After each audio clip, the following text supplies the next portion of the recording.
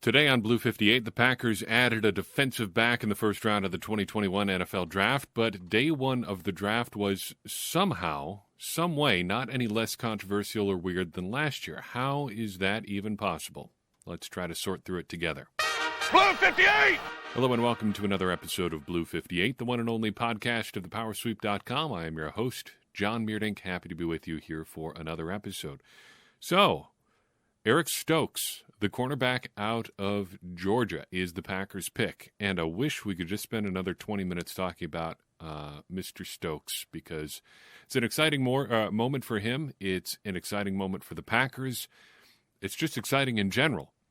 But there's something else going on in Green Bay today, so we've got to spend a little bit of time talking about Aaron Rodgers.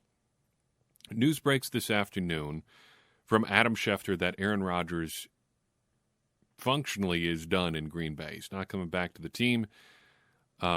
He is done. And the Packers, apparently, according to this report, have been courting him this offseason. Appearances in the Rodgers home from everybody who's anybody in the Packers organization. Mark Murphy, Brian Gutekunst, Matt LaFleur, all of them trying to get Aaron Rodgers back on board, even offering a contract extension, but no. Rodgers says he's out. That's the initial report. Other things have come out since then that fall somewhere on the spectrum of even worse than what Schefter has said to, okay, maybe we're not getting completely unbiased information from Adam Schefter and things are not quite as awful as he makes them seem. Basically, I think you got two schools of information here. You've got Adam Schefter, who is hardcore flogging the Aaron Rodgers is out portion of this story. And that may be true. But you've also got people like Ian Rappaport and Tom Pelissero that take a much softer approach to this. They're saying things like contract talks are still underway. They've spoken to his agent numerous times.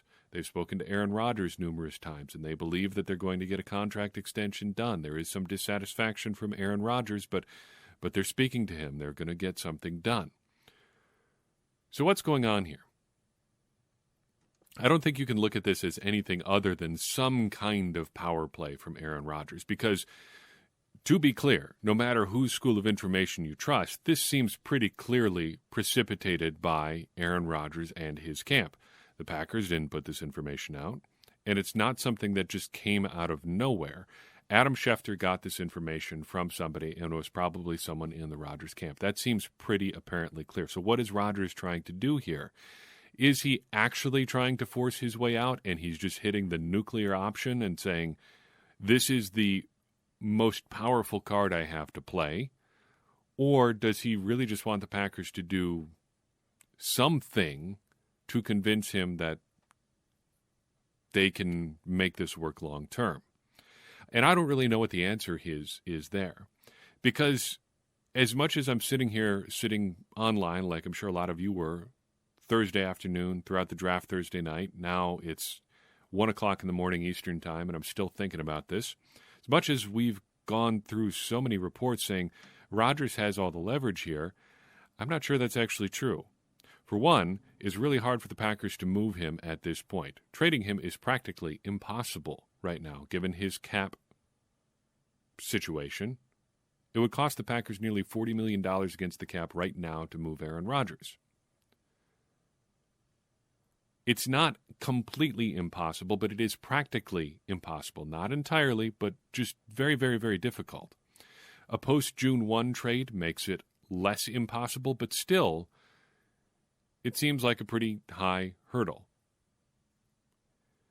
Keeping him seems also pretty difficult at this point, but fences can be mended. And it seems, honestly, a little less impossible than just trading him. The outside pressure would be huge on Brian Gutekunst, but Brian Gutekunst, I think over the past year or so, has showed that he doesn't care so much about what people outside the organization think. So, take that for whatever you think it's worth. But back to the Rodgers leverage situation, the Packers are really not in a position where they can trade him. They're not also in a situation where they can release him. And furthermore, the teams that could use Aaron Rodgers right now either were unwilling or unable to give up any assets that would induce the Packers to give up Rodgers right now. And I'm thinking like 2021 first-round picks.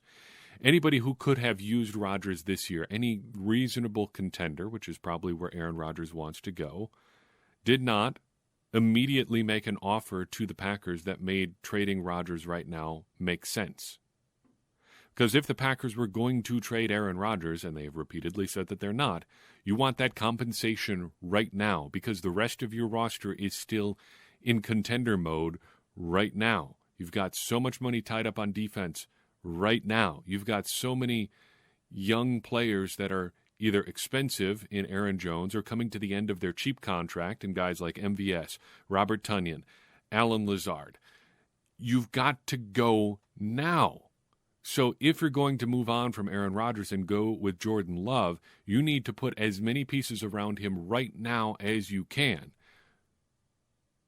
Nobody was willing to do that for the Packers, and the Packers aren't going to move Aaron Rodgers for second and third round picks. Now I can see that tweet already from Old Takes Exposed after the Packers trade Aaron Rodgers on Friday or Saturday for a second round pick in 2021 and then future considerations. The second big problem here is nobody can name a team that's actually interested. It was wild to see this play out this afternoon, and maybe there's something to this, but Mike Florio of Pro Football Talk sent out a tweet this afternoon, kind of just thinking out loud, kind of mulling through what the Packers could do here. And he said, okay, destinations where the Packers could go, they probably want to send them out of the conference, so that means AFC. And it's got to be to a team that can use a quarterback. You're looking at teams like the Broncos and Raiders, reasonably good teams that could use an upgrade at quarterback. A little while later, Pro Football Talk writes an article about how the 49ers, Raiders, and Broncos were Aaron Rodgers' preferred destinations. No new information in the report, but now it's gone from just something they're talking about, along with the Bill Michaels tweet from earlier about how the 49ers had apparently made a huge offer. Yes, I saw that tweet too. I'm not sure how anybody can really take that seriously. What big offer could the 49ers have made? The third overall pick and what? They haven't got first-round picks for most of the rest of the decade. Okay, unless they're giving up some premier player, unless they're giving up somebody who's young and cheap and good, Brandon Ayuk maybe just as an example. What else is going to tempt the Packers in the short term? They want a return in the short term. They want to get back to contending status ASAP if they move on from Aaron Rodgers. So nobody's making moves for Rodgers right now. Nobody can name a team that's actually interested, and nobody can confirm that an actual offer has taken place.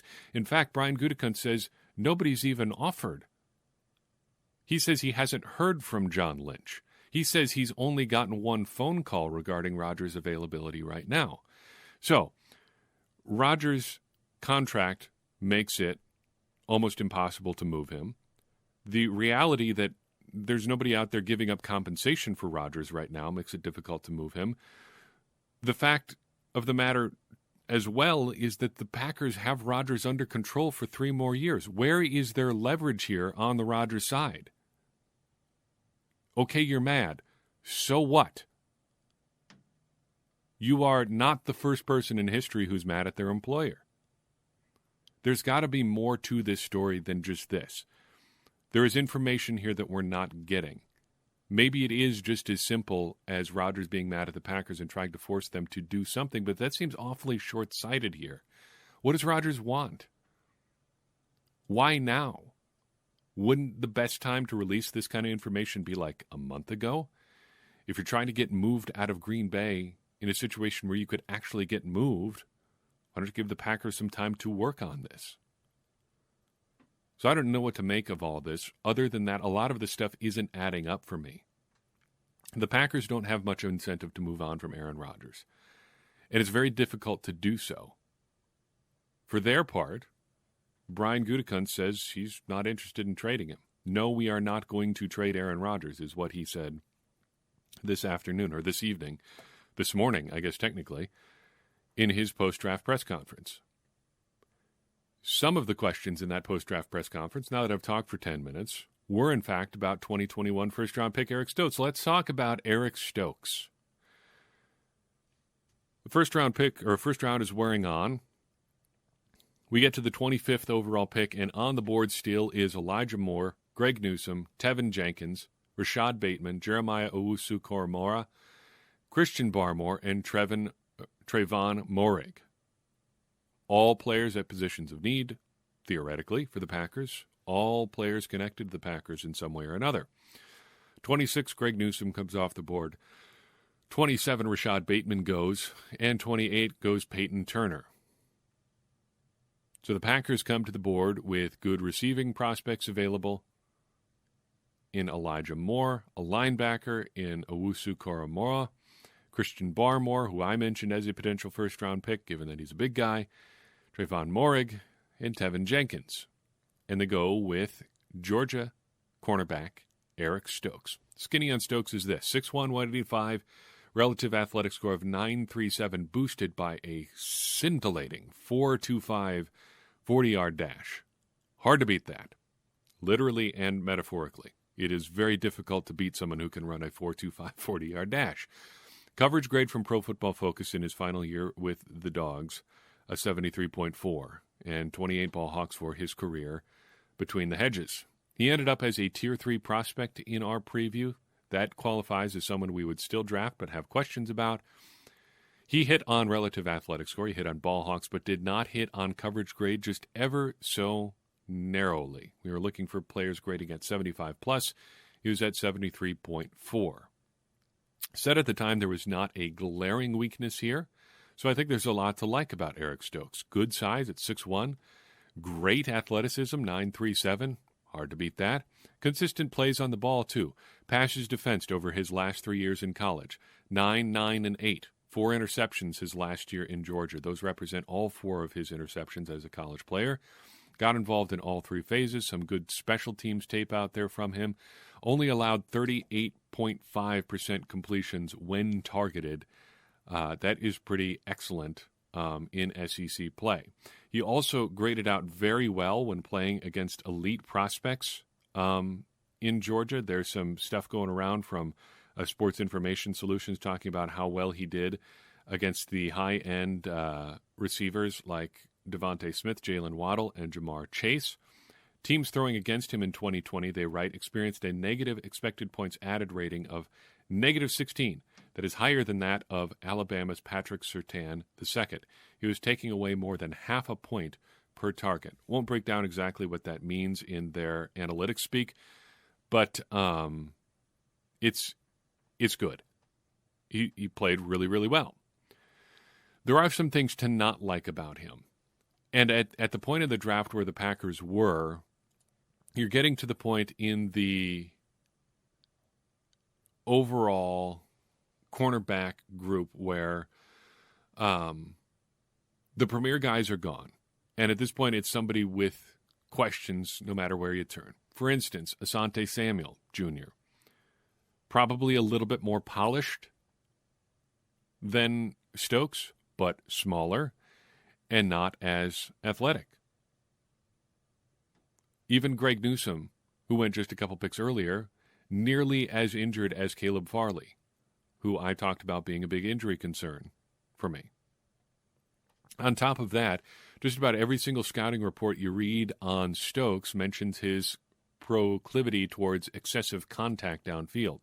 Dane Brugler: while his competitiveness downfield is a positive trait, he panics at times and needs to be more subtle with his contact. 9 penalties in college. The Ringer: he's physical downfield and may need to adjust his techniques to avoid flags at the next level. Pro Football Focus: he's no stranger to college football's lack of an illegal contact penalty and does a lot of his dirty work via contacting receivers. He might struggle transitioning to the NFL when that's not the case. The Draft Network: he can afford to clean up his technique, particularly his eye discipline and man coverage and getting grabby at the top of the route. Pro Football Network: at the NFL level, his physicality could result in penalties. He's a very hands-on defensive back with receivers and can be grabby as the play unfolds. Although Stokes has largely gotten away with this at the college level, it is more likely to be penalized in the NFL. I think you see the trend at this point. He does have a tendency to be perhaps overly physical with opposing receivers. That is a legitimate concern. But given his physical tools, given that he has already graded out pretty well, even considering that a propensity to be a little bit overly physical, he is a very, very good prospect because of that athleticism. And I think a guy like Jerry Gray can really work with him. Help him take what's good about his game and elevate it and minimize the weaker points. So bottom line, I think this is a pretty good pick. It's not something that has me jumping up and down. It's certainly not as exciting as somebody like Elijah Moore would be. But if you're looking at how the Packers approach this draft overall, I think you can really see where the Packers are headed here. I think I really like what they're thinking here. So moving forward, I think you can see this being a situation where they go, okay, you've got your linemen still out there. There are still some good offensive linemen available. So cornerbacks are probably going to go quicker, and if we wait too long, we're just going to be out on the top end of the cornerback class altogether. So get the quarterback now, get an offensive lineman next, and then reassess. There's still plenty of wide receivers out there too, and as we've said, the wide receiver class, I think, goes deeper than the offensive line or corner classes, or especially the defensive line class goes. If you look just at offensive linemen, Liam Eichenberg, Creed Humphrey, Dylan Raduns, Quinn Meinertz, Tevin Jenkins, fourth offensive tackle on ESPN's board, all still out there. They're in pretty good shape. And given how many of their picks come late, if the Packers want to jump back up into the late third round, move up into the second round again, they've got assets where they can do that. Brian Gutekunst is aggressive, moving around the board. And I think there's a good chance he's going to move up here on day 2 in the near future. First line was also pretty defensive line light. All of the guys we talked about really as being high-end defensive line prospects are out there. Davion Nixon, Christian Barmore, both still out there.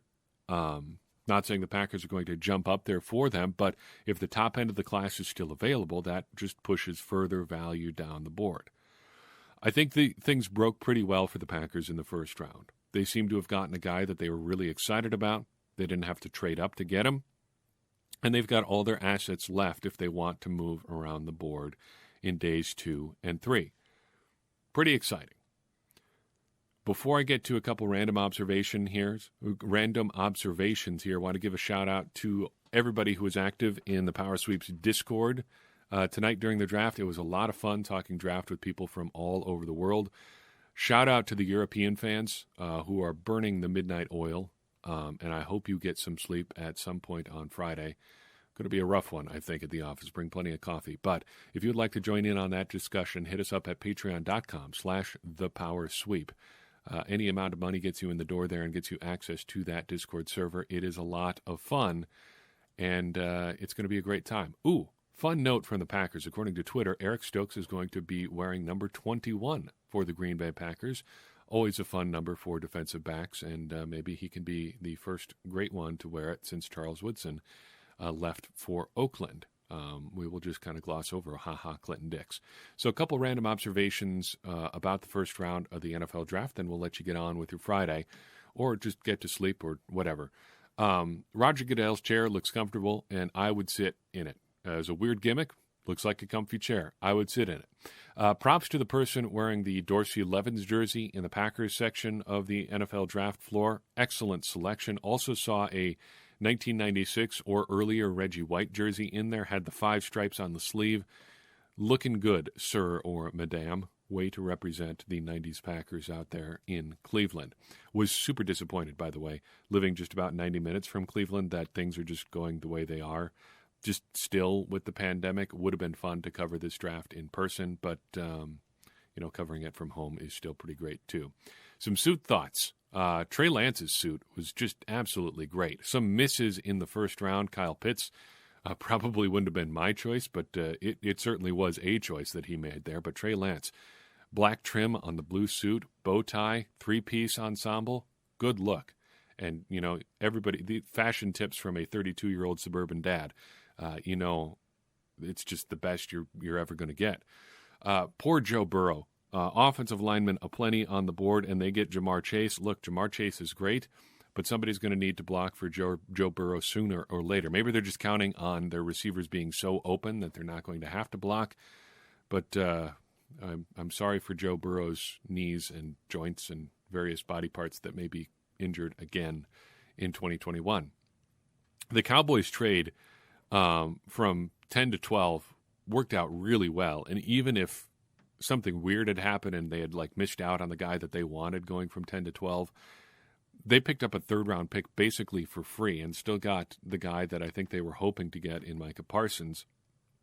Look, I mean, you can talk about the value of a linebacker all you want, but if he was the top guy on the Cowboys board, they got that guy essentially for free and picked up a third-rounder for their trouble. I think that's probably a win. That is a process win, if not an outcome win, I think.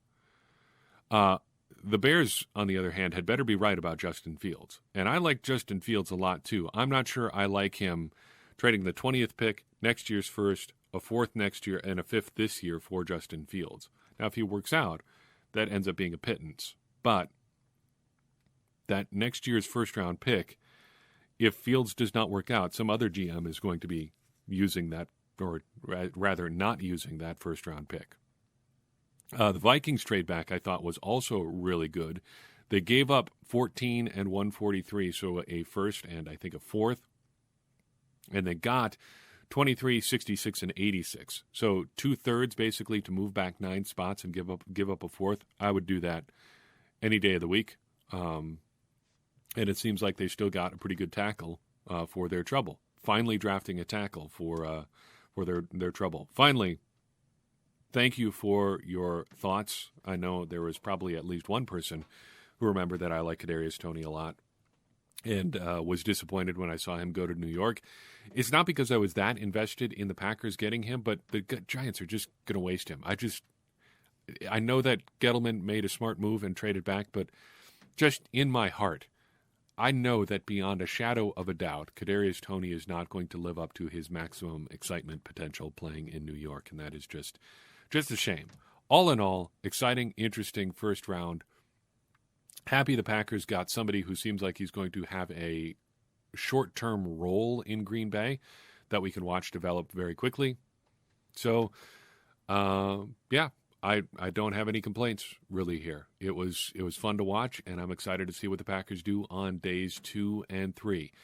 We are going to be back Sunday night into Monday morning recapping days 2 and 3 of the draft. Not going to do anything about day 2 as a standalone, but we'll give you days 2 and 3 Sunday night into Monday, and then we'll be off to talking about undrafted free agents after that.